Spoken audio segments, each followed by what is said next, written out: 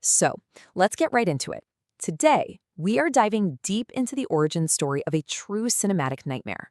We're going to trace how this creature from ancient folklore, something forged in the trauma of war, became the unforgettable icon of horror that we all know as Nosferatu. Our story starts way back, in a time of pure myth, with a name that is basically a curse. Right off the bat, that language tells you everything, doesn't it? We are not just talking about some simple monster here. This is something ancient, an elemental force that's been around since way before anyone was writing things down. So before this thing even had a face, before it had fangs, it was just an idea. Can you imagine that? Just a whisper passed between people who were terrified in the dark. It was basically, as our source material puts it, a linguistic phantom. And this is the creature's very first name, the Nosferatu. Think about that. The fear was so real, so profound, that people wouldn't even dare speak its true name. They had to create this euphemism because they were literally terrified that just saying the name out loud would be like sending it an invitation. It just goes to show you the power wasn't just in what it did, but in what it was. Okay, so you've got this phantom made of words. How does it become something more solid? Well, it all comes down to a folklorist named Emily Gerard. She's traveling through Transylvania, and she starts writing down all these stories she's hearing from the local peasants. And just like that, her pen gives a real form to all those whispers, capturing this oral tradition and turning it into a legend that could be written down and passed on. Right, so now we have a name, it's in the written record, and the creature starts to get a more defined shape. But, and this is absolutely crucial, you've got to understand that this original form is nothing, and I mean nothing, like the charming aristocratic vampire we usually picture today.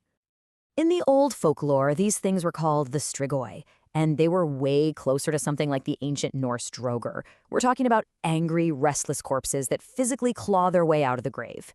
It's a complete violation of the natural order of things, the dead just refusing to stay dead. And this is where you can really see the split. On one side, you have the original vampire, a bloated, walking plague, a disgusting force of nature. On the other side, you have what came later, the handsome, charming prince in silk. Well, let me tell you, Nosferatu is 100% in that first camp. He's not a seducer. He is pestilence that just happens to look kind of like a person. And get this wasn't just some spooky story people told their kids. Back in the 18th century, a real panic swept across Europe. Entire communities were convinced that the dead were climbing out of their graves to spread disease. Historians actually call them vampire epidemics. It was a literal war, fought in graveyards with shovels and stakes. Wild, right? So we've got this ancient primal fear. But how does that become the movie monster we all recognize? To figure that out, we have to jump forward to the 20th century, where the unbelievable trauma of a world at war is about to give this old god a brand new face. The person we need to talk about here is a guy named Albin Grau. He was an occultist, and he was the producer and designer for the movie Nosferatu. And the whole idea came to him while he was serving in World War I. He was stationed in Serbia, and he heard a story from a local farmer, a story that was a real game changer. And the farmer's story was just chilling. It was about his own father who had died and been buried, but was now, well, he was believed to be one of the undead, coming back from the grave to prey on his own family.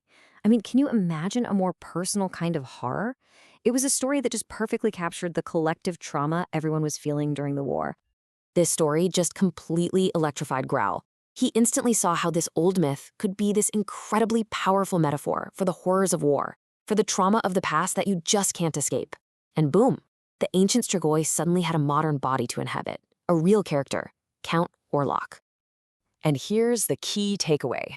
Orlok wasn't just some cursed nobleman. No way. He was imagined as the seed of Belial, a scion of the abyss, a direct descendant of a demon lord from hell. He's not just a vampire. He's meant to be the vampire. He's the plague made flesh. And you can see this whole demonic origin story in every single part of how he looks in that 1922 film. He is a king, for sure, but a king of shadows and rot, a true divinity of the grotesque. The movie frames his journey as this dark, mythic voyage. He travels across the sea to bring his little gift, the plague, to the modern city of Wisborg, with his rats swarming ahead of him like some kind of vanguard of doom. And his look, wow. It's just a mashup of everything inhuman. He has the teeth of a rat, the claws of a predator, the bald head of a skull. His entire appearance is a total rejection of human vanity. There is absolutely nothing seductive here. There is only pure, unadulterated horror. You know, the film also gave us one of the most famous and enduring pieces of vampire lore ever. Before Nosferatu, sunlight might have weakened a vampire, but this film established a whole new cosmic law. For a creature of such absolute darkness, the sun isn't just a nuisance, it is a fatal executioner. Game over. But the story doesn't stop when the credits roll. In this really strange twist of fate, the film itself had to fight for its own survival, almost mirroring the immortality of its own monstrous subject. Here's what happened. The movie was basically an unauthorized adaptation of Dracula. So Bram Stoker's widow, Florence, sued the production company, and she won. The court then handed down a death sentence. Every single known print of Nosferatu was to be gathered up and destroyed by fire. And that should have been it, right? The end. The film was legally executed. So you have to ask yourself, how does a story, a shadow on a screen, survive its own literal destruction? Well, just like the creature himself, the myth proved impossible to kill.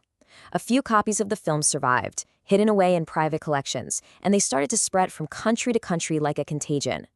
In the end, trying to burn it only made it more famous, ensuring that the shadow, this idea, would outlive the flames and haunt our screens forever. Nosferatu truly became the myth that refused to die.